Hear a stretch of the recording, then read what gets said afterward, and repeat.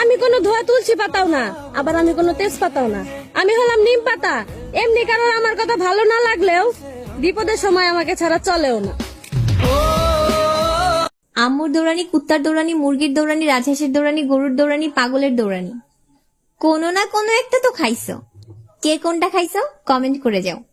আর আমি কিন্তু আম্মুর দৌড়ানি আর মুরগির দৌড়ানি খাইছি।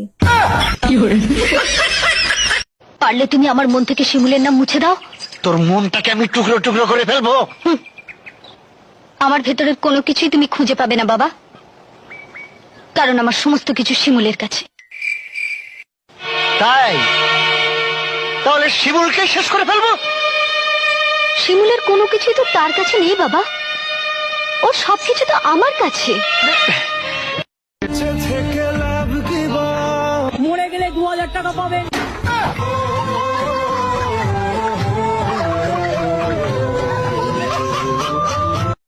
কবি বলেছেন, পুরুষ তুমি কার?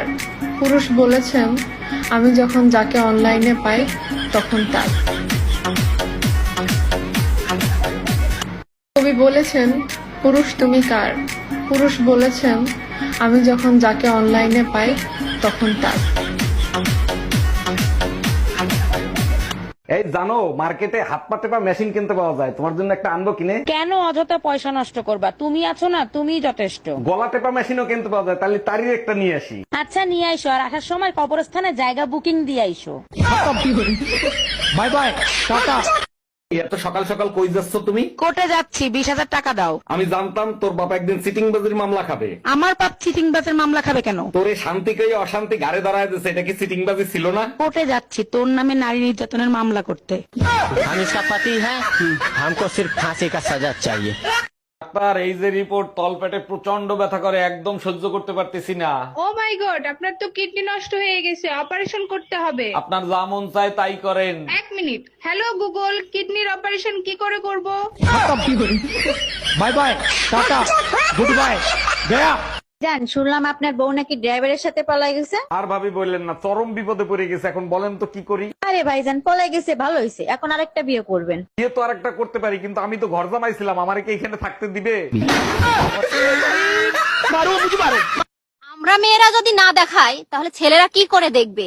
লাখ টাকার আইফোন আর 1000 টাকার জুতো না কিনে একটা করে ওড়না কিনে নিজের শরীরটাকে ঢাকো, তাহলে দেখবে ছেলেদের নজর এমনিতেই ভালো হয়ে যাবে। এই পাশের বাড়ির ভাবির ছেলে হয়েছে, তার চেহারার সাথে তোমার এত মিল কেন? দেখো, আমারে সন্দেহ করবা না, আমি কিন্তু ভাবির ধারে কাছেও যাই নাই। আরে তোমারে সন্দেহ করতেছি না, ভাই 2 বছর ধরে বিদেশ, ভাবির বাচ্চা হইলো কি করে? এখন ডিজিটাল যুগ, অনলাইনে কত কিছু হয়। যদি আমি এতই খারাপ হয়ে থাকি তাহলে আমার ঘর থেকে বের করে দাও না কেন? ঘর থেকে যদি বের করে দিই তাহলে কি তুমি চলে যাবা? না, যাব না। তাহলে এই প্রতিদিন এইরকম নাটকগুলো কেন করো? অনেক মজা লাগে তোমাকে চ্যালেঞ্জ করতে। সাহস আছে ঘর থেকে বের করে দেওয়ার মতো? हम इसका पति है, हमको सिर्फ फांसी का सजा चाहिए।